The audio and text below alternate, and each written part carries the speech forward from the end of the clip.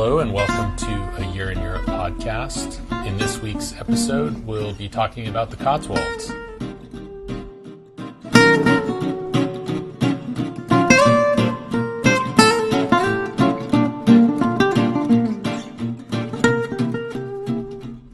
Hi, this is Scott, and I'm here with Sheryl. Hi.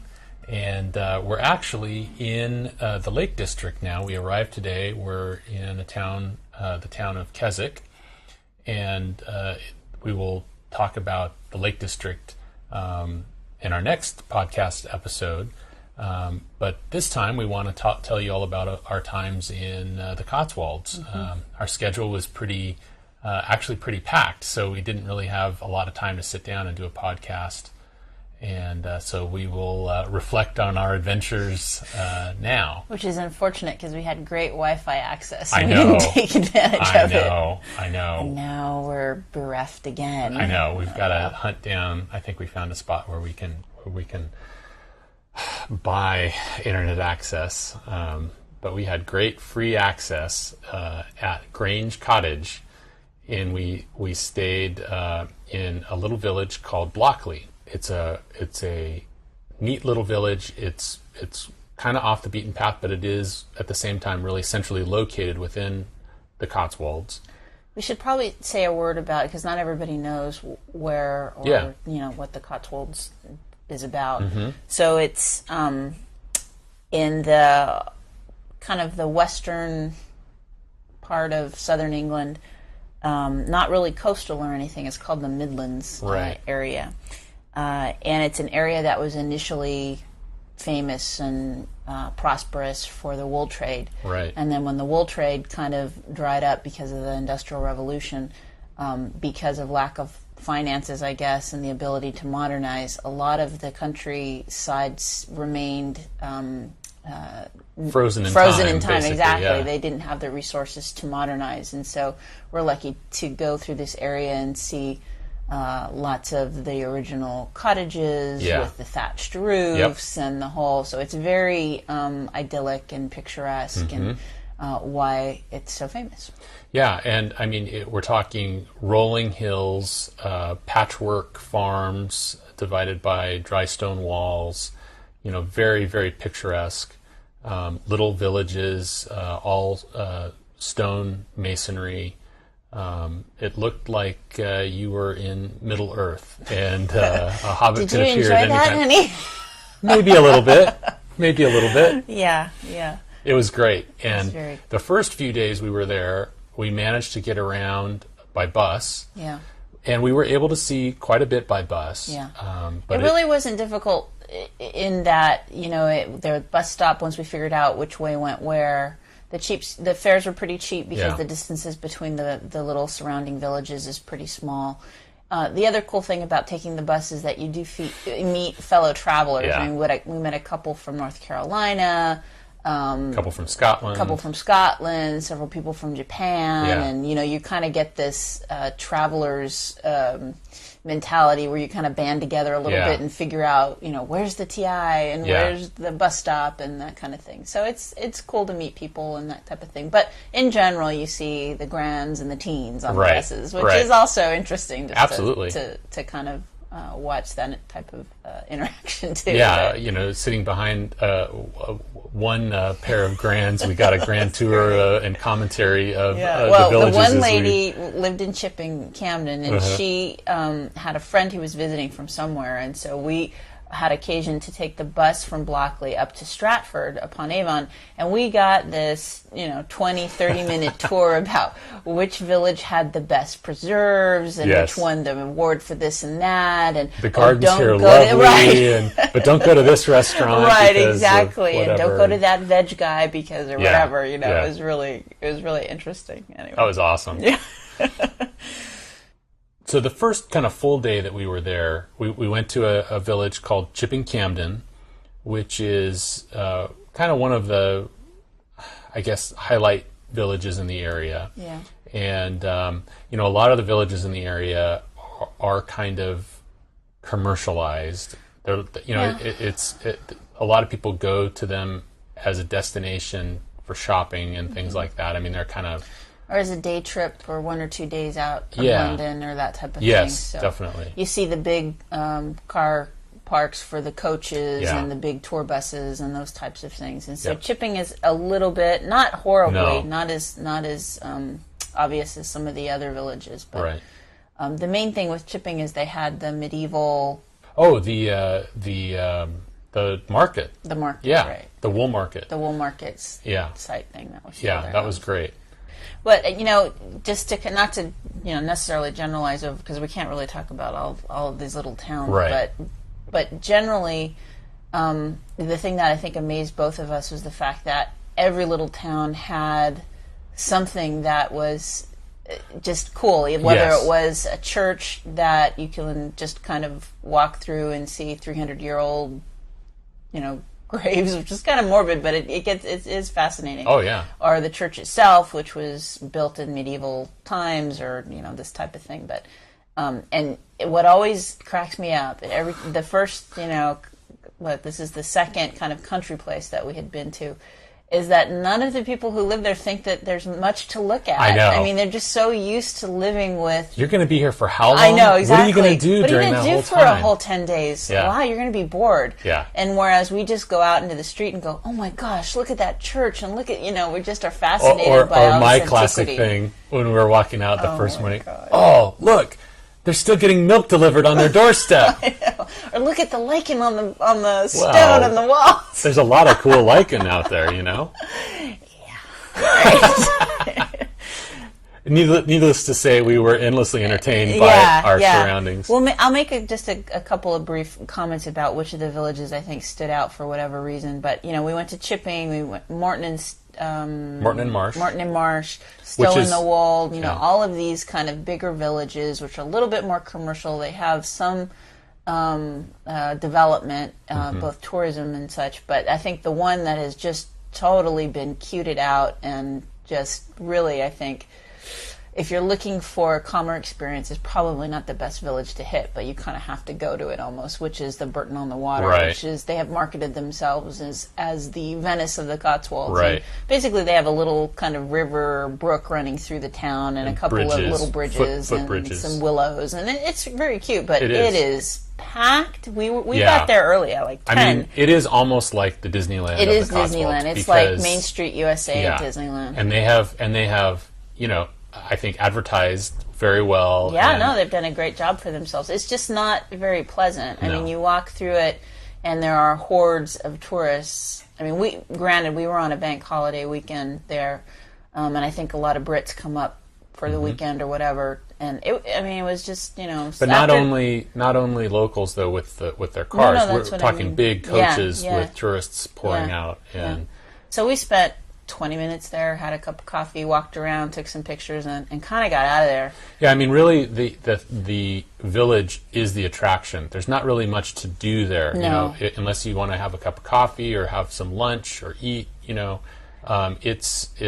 It's the village is the destination, right. and pretty much that's it. Yeah. Now that is kind of contrasting with some of these smaller villages that are a little bit off the beaten path. They're still well known, but they're not as commercialized. And That's I think one of them is a village called Northleach, and Northleach is very small, relatively speaking, compared to some of these other villages. But the big, I think, attraction is the Northleach Church. Mm-hmm.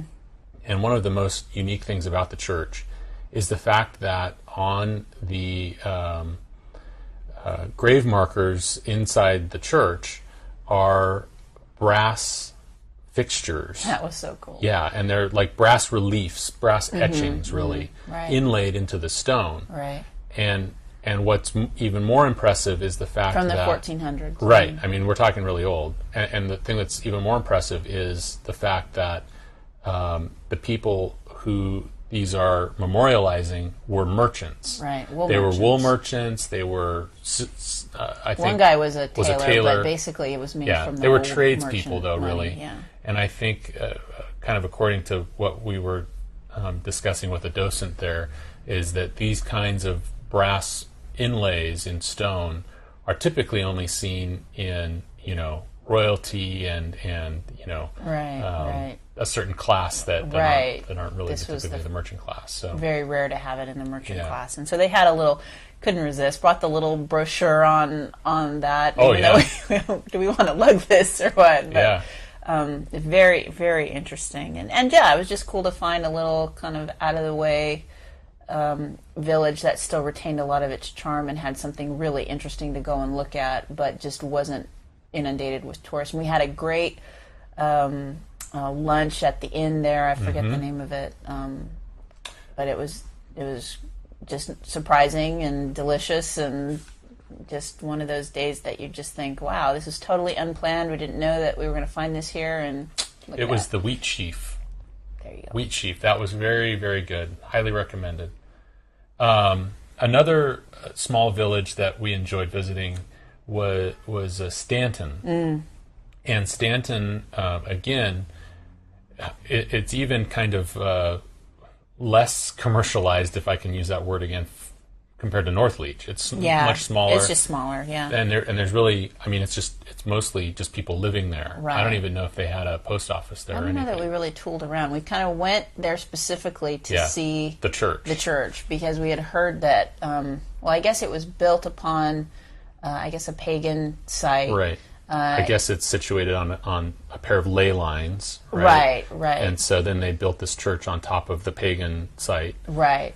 And it has apparently a feature that is fairly common in churches that are built on former pagan sites is the depiction of Michael. Mm-hmm. And he's famous for battling the devil, right. And so he is to battle the pagan forces on this new church site, which is cool. But you go into this church, and it's lovely. It's a medieval church. This one didn't have a docent, which was kind of cool. Yeah. So we took pictures and were a little bit more free with just walking around and looking at things. But interestingly, it had still the pagan symbol for sun and moon very prominent in the columns of the church there. I'm not quite sure why that was allowed to survive, right? Given the fact that during the Reformation and during other times of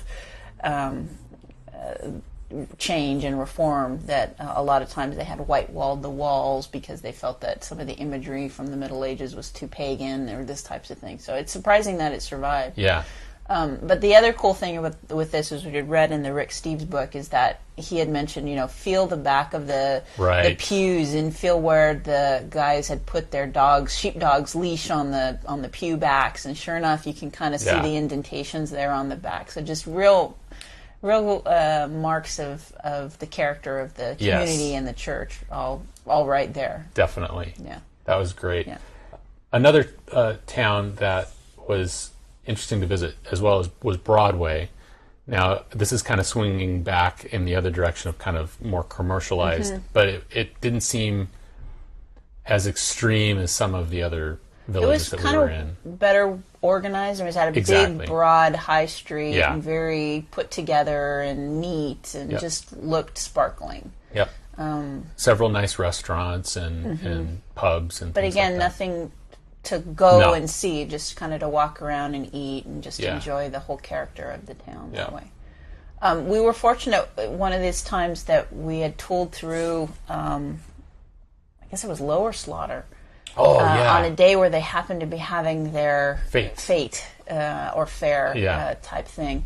And it was great. They had... I would say, just in general, Lower Slaughter, I thought was kind of more picturesque than even Bourton on the Water. Because they had the little stream running through, and they had the bridge, and they had a mill, and the village was cute. But they had everything from dog contests to baby contests to boat races, sailboat races in the stream, and they had a Spitfire that went over from 2 to 2:15, and flyover, which was cool.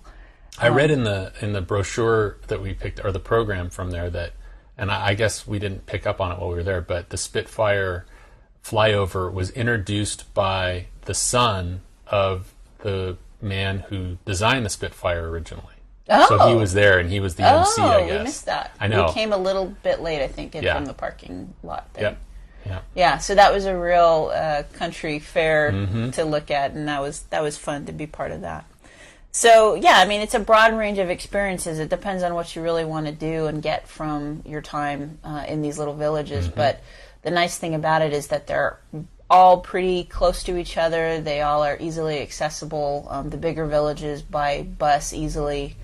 Yeah. So it was a nice experience. So a couple of the other sites that we saw while we were staying there, Hidcote Manor Garden. Right. Well, so one day, so we did the bus for 4 days, maybe 4 days. And, you know, as much as that is easy and cheaper, yeah, nothing beats the convenience of renting a car. So we did find a deal there. We were able to do it for 5 days at a reasonable rate. So we went ahead and rented the mighty Toyota Aygo. Love that car. I don't know why. You know, Scott is 6'3", and you know he fits into these little teeny cars, and it just doesn't.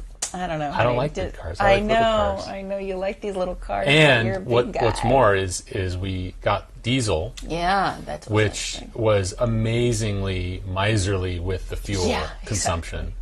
And you know, in the UK, and I think in the rest of continental Europe, you know, diesel is very big because of that reason. And it was great. I never really, you know, knew I was driving a diesel. It had plenty of power and all that. Yeah. Which, I guess that's the myth or the reason why Americans or why we don't like to go diesel is that gutless kind of. Not a problem. They figured it out. They figured it out. Anyway. So we went to Hidcote Gardens. So, sorry, what I wanted to say was, so we had a day where we just did National Trust sites. Right. And so that's why it popped into my mind. That's why when we had the car. So, yes, Hidcote Manor was one of the places we went. It was a beautiful garden there. Very picturesque, obviously. And wasn't... I mean, I think we missed the prime time. I was going to say, maybe not, because it's the end of August, and I think June, July was probably the peak season for a lot of the gardens there, but still impressive in terms of the scale and the scope and the care that they obviously still maintain there. So we did that, and then we scooted over to Snows Hill Manor, which is another and apparently long tradition of very cool, eccentric British collectors who these guys have a penchant for collecting. Yeah. I mean, there's no other way to say it. I mean, this guy had everything. I mean, you go into the manor itself, the gardens and things aren't as spectacular as some of the other ones, but it's a fair amount of property on there. And they give you a timed entry. So we timed it a little poorly. The garden, I think, opened an hour earlier than the museum opens, and so we opened at museum time and were given a time like an hour and a half later to go actually into the museum, because they only allow like 20 people at a time into it. So we had a little bit of sitting around and waiting around and having a little tea and trying to and the gardens weren't as extensive as some of the other gardens. No, it wasn't. We did those anything, in like 15 minutes. Right, it wasn't anything that took a lot of time. Anyway, but the house itself is jam-packed with every possible collector thing you can collect. I mean, you turn around and there's a picture framed and up with, you know, 1,000 beetles pinned to, or 1,000 butterflies, and then there was like 1,000 keys all displayed. And, right. I mean, he had a huge carriages collection, bicycles, old bicycles, doll houses. The big thing was the samurai armor collection that he had, and just, I mean, every possible thing that you could collect, this guy had it. And he didn't even live in this house. He lived in the little cottage behind the house. Which they also let you look at, and didn't. I mean, it basically didn't look too comfortable, but he apparently thought that was all I need. As long as I have some place for my stuff, then it's all good. Yep. But that was really fascinating. It was. It was really to good. Look at. I can't remember. Oh, here he is, Charles Paget Wade. And this wasn't too long ago. It was like in the early part of last century, I think. I think he died in mid-century sometime. Anyway. So very, very fascinating. Very interesting if you compared the two. We looked at Wallace House, Yes. which he was a noble, and it was he had that kind of level of buying power and taste and all that, but still this drive to acquire and to display was still pretty strong. Further kind of compared with Soane's Museum in London. Yeah, right? that was probably more comparable, I guess. But this, I think, was presented in a better way. Yeah, yeah. Again, it's like there's stuff everywhere, right. But it was a little bit more kind of orderly, I guess. Yeah, yeah. So the one thing that was kind of interesting was the fact that he did not label any of his items. So they're kind of just a bunch of stuff out of context. I mean, except like you go into a room and there's a room full of model ships. Right. But there's no like. So they respected his wishes and exactly. didn't label anything. But they have a docent in each room that you can pick their brain, and that is just the neatest thing to have. I mean, whether it's in some of these churches who had docents, and I think all of them except one. I think the one in Stanton didn't have a docent that day, but volunteers just kind of in their cute little uniforms and just ready to ask whatever or answer whatever you want to ask. Very helpful, very, very cute. Well, some of the other larger town cities that we went to while we were staying in the Cotswolds, we want to talk about. I would think that one of them would be Stratford-upon-Avon. Yeah, that's a big, and it's a big tourist attraction too. Yeah, because it's the birthplace of William Shakespeare. That's right. Thank you. And so we did find the birthplace. It's not that hard to find because it's a mega complex of a couple of different cottages, and you pay a hefty fee to go in and see it. We actually didn't pay the fee. We went, just kind of toured outside of it. Yeah, we looked on the outside portion, the free portion. Yeah, it was it's pretty a complex pricey. Of like 5, I think, of them, 5 or 6. And they're not all right there. They're kind of scattered through the village. There's one they're scattered. Like his doctor and this and that. And I think all of them, I can't remember. It was like £11 for the ones in the compound. I think it was a total of £14 if you wanted to see everywhere, which was a little bit, I think, beyond what we needed. And the other thing that kind of detracted a little bit from the flavor, I guess, of going to see William Shakespeare's birthplace is the fact that it's very ultra commercialized there. Yeah. And the high streets are just packed with retail stores, and I'm not joking when I'm saying that there was 2 doors down from Shakespeare's birthplace a Subway sandwich shop. Right. And so it takes something away from the experience. I don't know. But it just shows the incorporation of the old with the new. I mean, that's in step with how people live right alongside with their history. That's true. Interesting perspective. Thank you. Yeah. I felt so. It was neat though because the river going through with the locks and the canal boats. Oh, it's a gorgeous spot. Yeah. It was great. But it was funny, we went there. We took a bus early on in the time that we were there, and enjoyed it. Took the bus back, no problems. And then about a week later, we decided to go there for dinner. I think when we had the car, so we drove back about 5:36, something like that.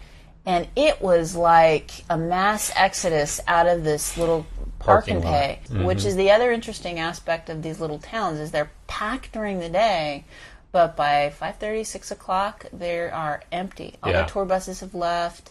People are, gone back to their homes from their day trip to the Cotswolds, and you pretty much can go to a lot of the restaurants and things. The downside to that is, because everybody's gone, a lot of the shops are closed. Yeah. But restaurants and that type of thing, pubs and restaurants are open. Pretty easy to get into. Retail stores aren't at that time of day. Yeah, and just walking around the towns, it was pretty empty because everybody was gone.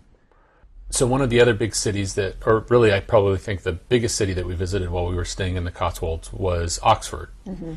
And we drove down to Oxford. Mm-hmm. We parked slightly outside of town, and then we took a park and ride bus. Yeah, which was a great tip from our innkeepers. Right. I thought, it's very sometimes difficult and not really worth it to try and navigate through the city center. Exactly. A lot of these towns are such narrow streets and full, congestion. So that was a great tip. Yeah.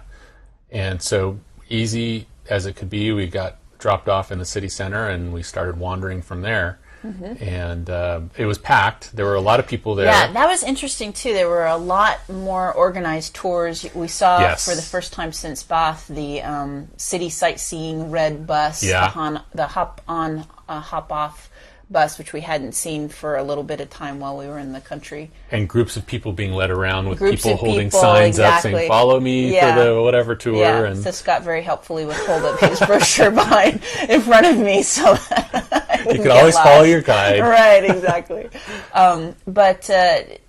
Oxford is very interesting in that it's not a separate, now I'm speaking of the university, it's not a separate entity unto itself where it's distinctive necessarily. It kind of fingers through the whole community, which is part of the interesting thing. There's with no it. centralized campus, really. Yeah, I mean, there's a heart, which we actually did a audio tour of the library, and then we also went into the the History of Science Museum. That's it, the History of Science Museum, which was interesting. It was about 3 stories worth of collections of scientific equipment and machinery and Free. Did we mention that part was free? The tour, I think, was like £2. Yeah, or something. that was very reasonable. Audio guide was.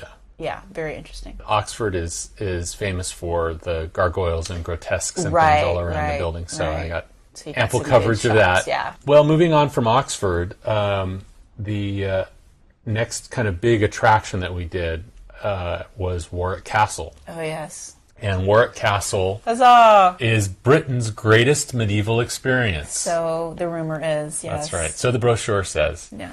And I would have to agree. Not only do you get to roam around this large castle, but within the castle there are several different exhibits, and throughout the castle and outside the castle there are demonstrations, and I'm going to say it shows. Yeah, they were shows. But they're very well done. They're presented by people who are actors, but they're not. But also, obnoxious. I think experts in what they're doing. I mean, so they had a really good balance, I thought, of mixing entertainment with putting fact in with their spiel. Right. And the first one that we saw right when we walked in was an archery demonstration.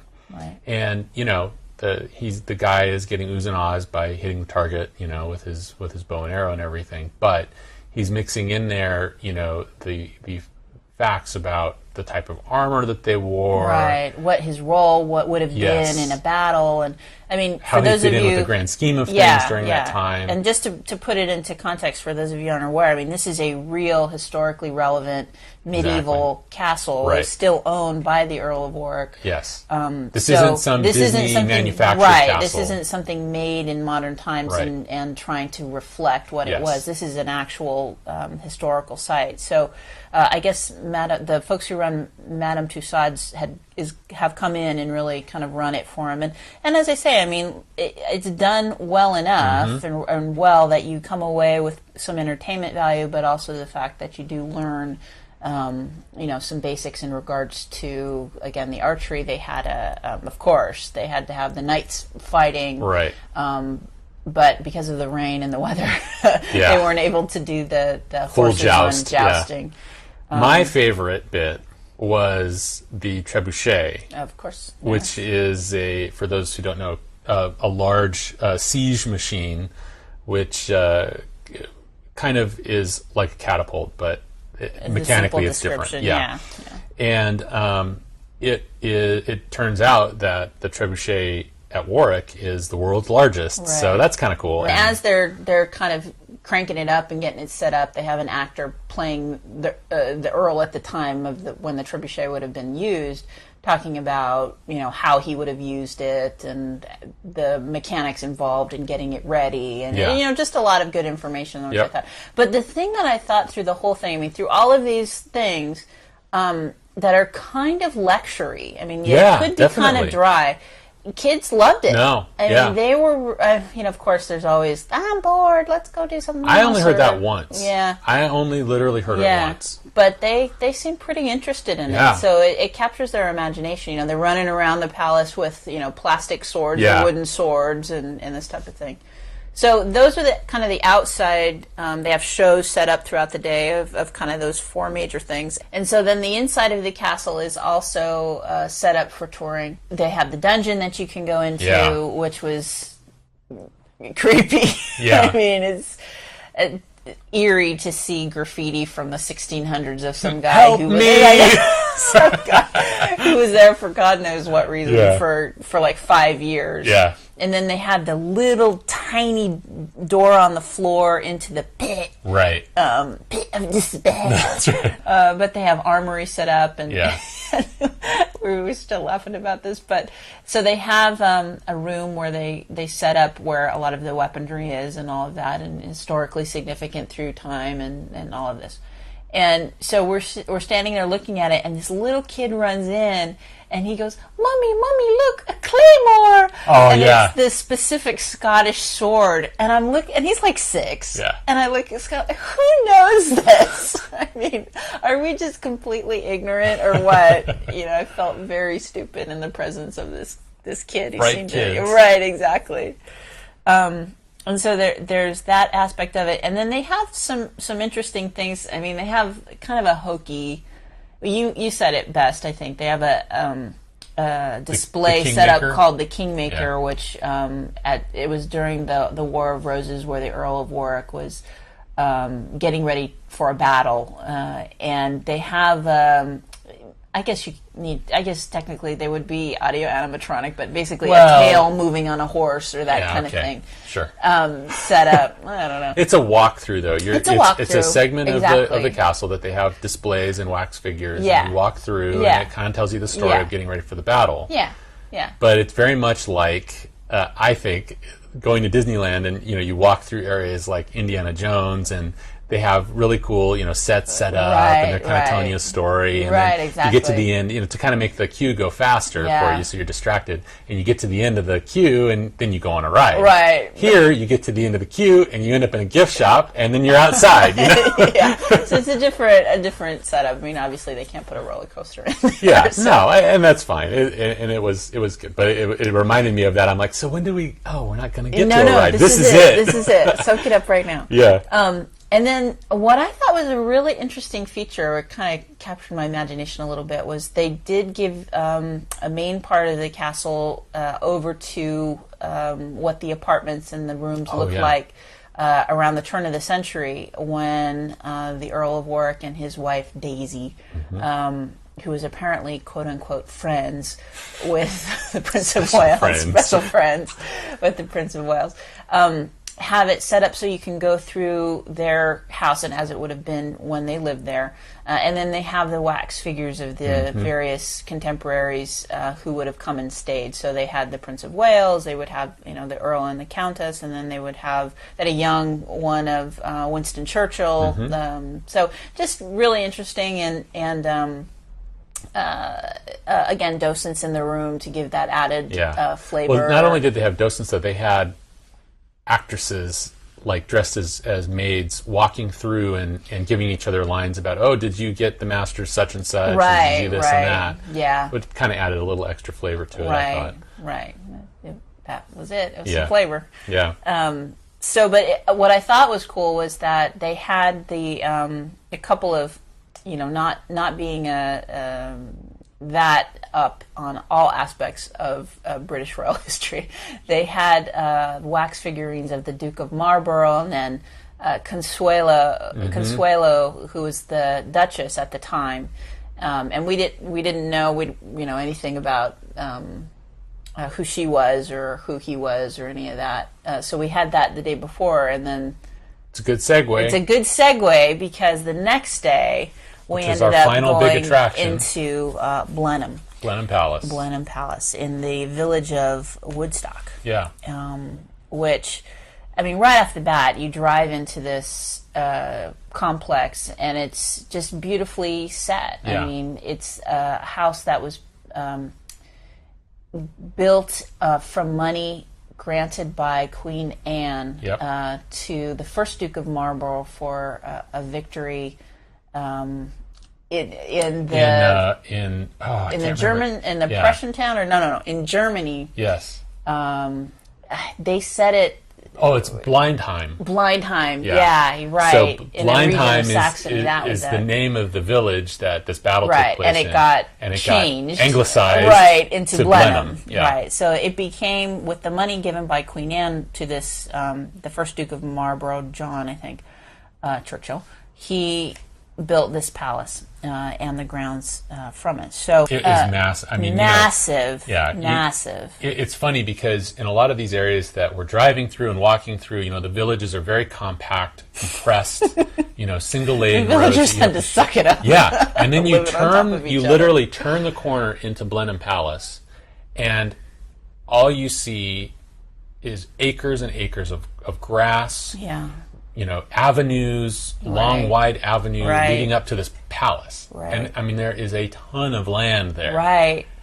Rivers, lakes. There's all manner of social commentary. Exactly, you can I know. Make from I don't want to but go there, but it's fascinating. Yeah. When you turn that corner, it blows you right. away. It really does. So the house itself obviously is huge as well, and this was one of the places that we actually took the guided tour. To get in, it's about £14, so again, it's pretty hefty entrance fee. But the tour itself was free, and I thought very informative. I guess the only thing I would say, the tour itself goes through the public apartments. I guess that there is a long-standing tradition that part of the house has been where guests stayed and was a little bit more public, accessible part of the house. And then the other part of the house is where the current Duke of Marlborough and family, I guess, have their private apartments and that type of thing. So the free part of the tour included with the entrance fee, you go through these, of course, I mean, they're gorgeous. They've got tapestry built specifically for the walls, commissioned by the first Duke on the occasion of his momentous battle that granted him this land. French furniture, French clocks. Yeah, the guide was musing that all the French country houses are empty because all the furnitures are in the great English houses. To the spoils, to the victor go the spoils. But as cool as that was, it wasn't a lot. I mean, it sounds kind of, I don't know, doesn't sound saying that it's so big and there's these big hallways and lots of stuff, but in relation to the size and scale of the place, they don't really let you see a lot of the rooms that are available. Especially for the price that you pay for admission, and pay. The fact that they don't allow you to take photographs inside. Yeah, that chapter high. Yeah, it really did. Yeah, because you brought your big camera. And then further, adding insult to injury, we get to the end of the tour, which we thought was a little premature. We reached the last room, which again is a spectacular room. It's the library, with a pipe organ in it. For crying out loud. Who has that? Yeah, and we get in there, and this is the last room of the tour, and blah blah blah. And but if you want to see the private apartments, see over here, see my colleague, and the colleague wants to take another £4 per person to go look at where these guys live. I don't know. Obviously it's a money-making venture. It's horribly expensive probably to upkeep, and these are costs that they feel they need to charge. But, we couldn't bring ourselves to spend another. For us, it would be $8 each to go in and see it. So at that point, we discreetly went off to the gardens. That's right. The gardens, which are very famous, landscaped by Capability Brown, famous in his day, and then neglected for many hundreds of years, and now rediscovered and appreciated, who had made this huge man-made lake on river the and waterfall, and just spectacular. So we didn't feel too cheated walking around all of those gardens and things. Yeah. But the reason I mention is that this is the seat of the Duke of Marlborough, and we got a little bit more history and some of that. And so for those of you who heard Churchill, that John Churchill is the first Duke of Marlborough, this indeed is Winston Churchill's family home. He was born here. He was born there at Blenheim. I think he was the son of the third son, so he was never going to be the Duke of Marlborough, but it was his cousin. So they had a Churchill retrospect, and that was interesting. A lot of history from him, a lot of letters from him writing from school, and this type of thing. Exactly. So it was very interesting. aspect of it too, but also more information about Consuelo, who was actually a Vanderbilt. And at the turn of the century, needing an infusion of cash, one supposes, the Duke of Marlborough married her at 17. He must have been like 20 years older than her. Much to her chagrin, I think. She was in her room for 4 days, wouldn't come out before agreeing to marry him. But women didn't have much power to say no at that point. Yeah, she was over 6 feet tall. Over 6 feet tall. Had a very long neck that could hold 19 strands of pearls or something. It's amazing what you remember from these what can tours. I say? I listened to the tour. Right. Anyway, but it captures your imagination, doesn't it? That you see these glamorous people and living in these kinds of environments. And she had a very interesting autobiography, which I shamelessly read large portions of in the gift shop, but didn't buy. About her life, and I guess they separated after 11 years, which was obviously controversial in that time. Anyway, so that was a spectacular spot. I think again the only slight I would say was I was a little disappointed to be charged further to see more of the place. Or charge that much in the beginning too. Yeah, I mean we're always at this point but Warwick was expensive too, but I didn't feel like I was cheated. Well, because they presented and had a show and that's what I'm saying. Yeah, we were there all day. We were, whereas Blenheim we were there about 3 hours. I think. Yeah. But it's something you have to see. I think I would have felt cheated still, if we hadn't gone to it and not seen it. So I thought from that aspect it was worth it. Yeah, definitely. Yeah. Well, I think that's about all we have time for now. Like we said before, we just arrived in the Lake District today, and we're pretty keen to get out there and check it out, and we'll fill you in on that during our next episode. But for now, this is Scott. And this is Sheryl. And we will talk to you next time. Bye. Be sure to visit our blog at www.agearineurope.com.